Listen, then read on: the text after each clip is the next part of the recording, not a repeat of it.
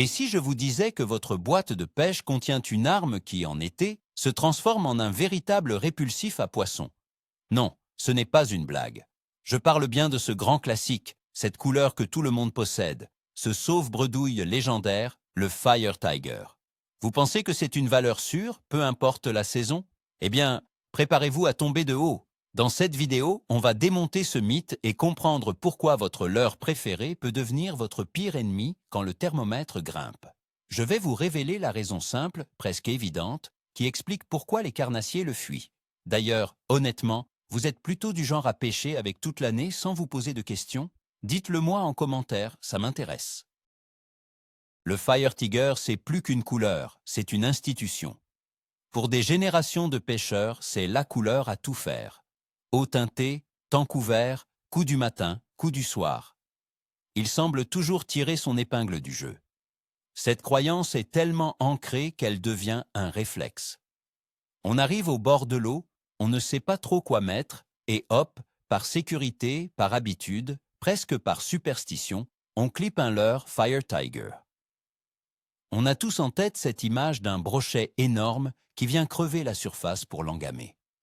Mais cette habitude, aussi réconfortante soit-elle, nous empêche de voir une réalité cruciale. Les conditions de pêche ne sont pas les mêmes en mars et en juillet. Et c'est justement cette incapacité à s'adapter qui transforme notre meilleur allié en un poids mort au bout de la ligne. Commençons par la base. Pourquoi le Fire Tiger est-il si efficace à la base? C'est un concentré de contraste, du jaune et du vert fluo, du orange vif, des rayures noires très marquées.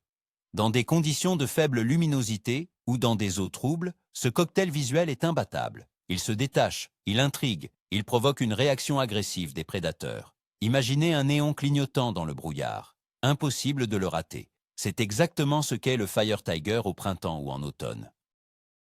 Maintenant, transportons-nous en plein été. Le soleil est haut, la luminosité est maximale, et surtout, l'eau est souvent beaucoup plus claire. L'activité biologique est à son apogée, le plancton a filtré l'eau. Dans ce contexte, notre néon clignotant n'est plus dans le brouillard. Il est en plein jour, dans une bibliothèque silencieuse. Il ne se contente plus d'attirer l'attention, il hurle. Il devient une anomalie grossière, suspecte, tout sauf naturelle. Et un poisson éduqué, surtout un gros brochet méfiant, voit ça et se dit « ce n'est pas de la nourriture, c'est un piège ». Parlons un peu de la psychologie du poisson. Un carnassier a deux types de réactions, l'attaque alimentaire et l'attaque d'agressivité. Le Fire Tiger joue principalement sur le deuxième tableau. Il énerve le poisson, il l'irrite et le pousse à attaquer par réflexe de défense de son territoire. C'est très efficace sur des poissons actifs et peu méfiants. Mais en été, dans une eau claire et chaude, les poissons sont souvent plus calmes, plus posés, et surtout, ils ont tout le loisir d'observer leur proie avant de se décider. Visualisez la scène.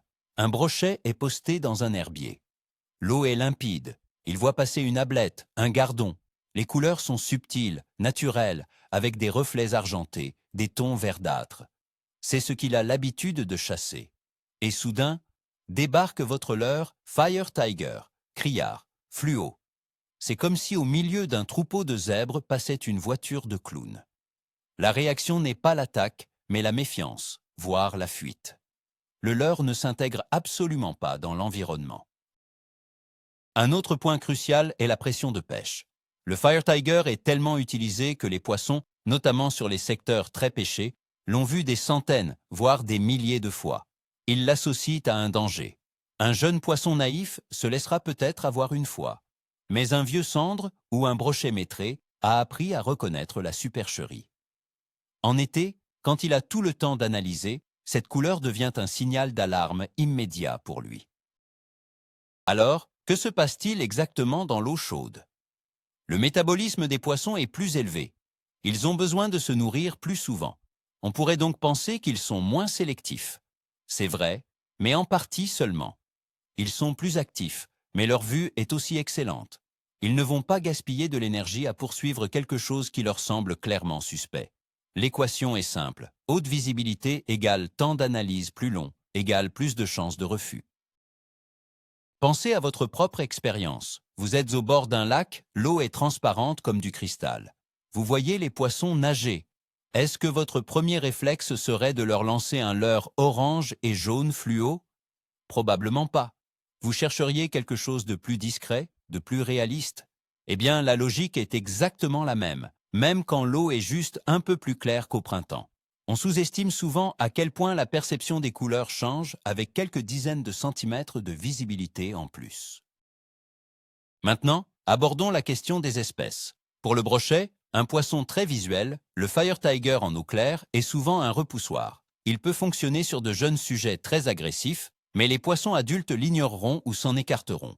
Ils préféreront de loin une imitation de perche ou de gardon. C'est une question de crédibilité. Le Fire Tiger n'est tout simplement pas crédible dans ces conditions. Pour le cendre, c'est encore plus marqué. C'est un poisson connu pour sa méfiance et sa vue adaptée aux faibles luminosités. En pleine journée, dans une eau claire, un Fire Tiger est une agression visuelle pour lui. Il va le fuir.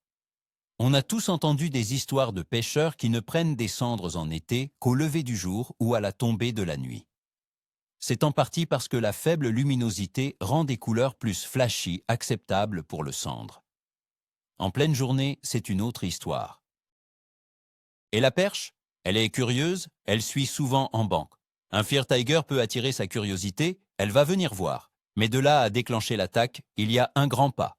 Vous aurez des suivis, beaucoup de suivis, mais peu de touches franches. Les perches vont inspecter l'ovni, se rendre compte que ce n'est pas naturel, et repartir.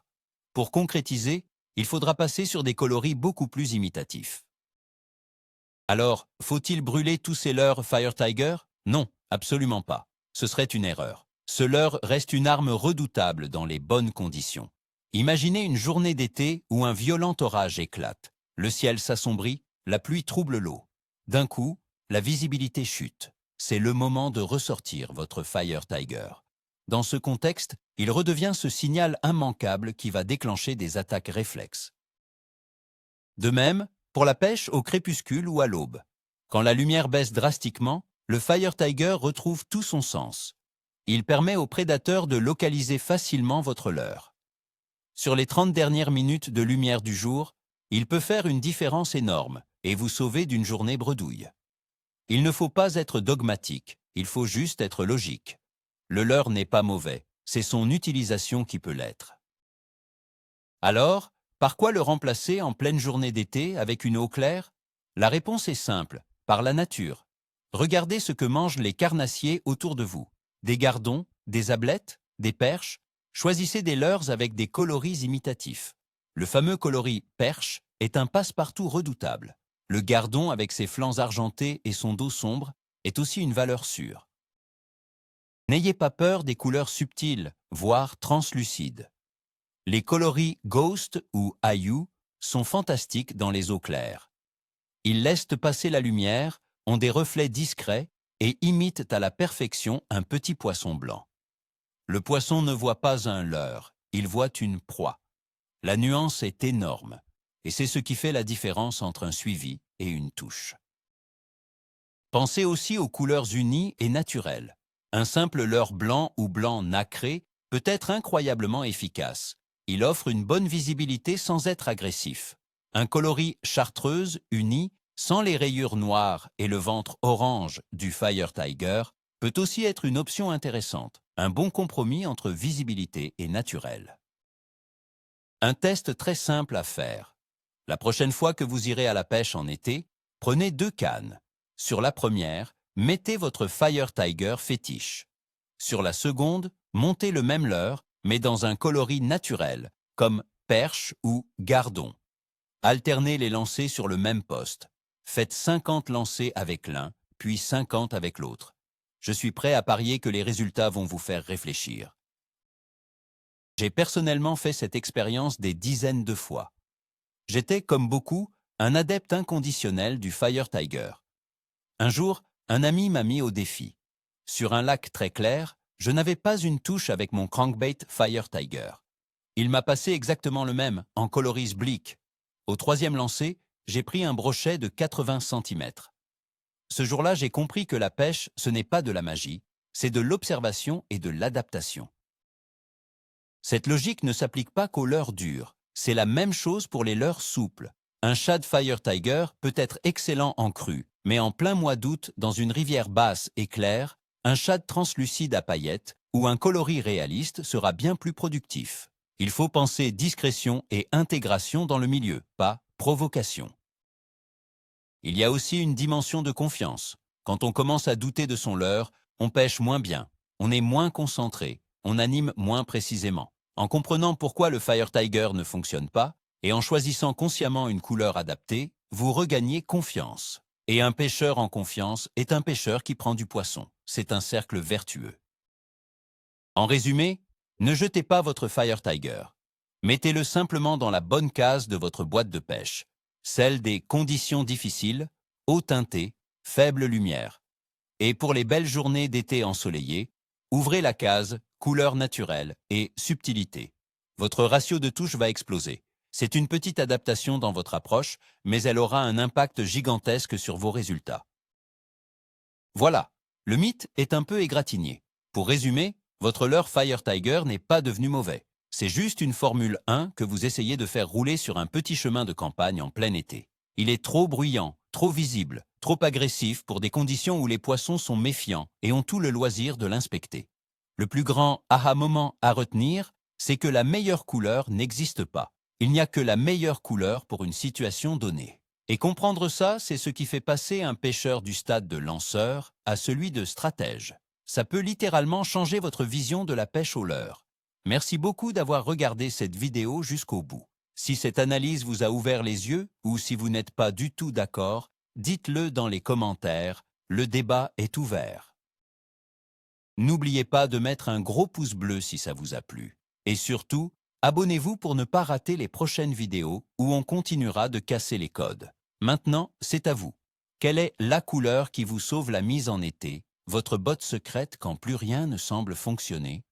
Partagez vos pépites. On est là pour s'entraider entre passionnés. Allez, à la prochaine au bord de l'eau.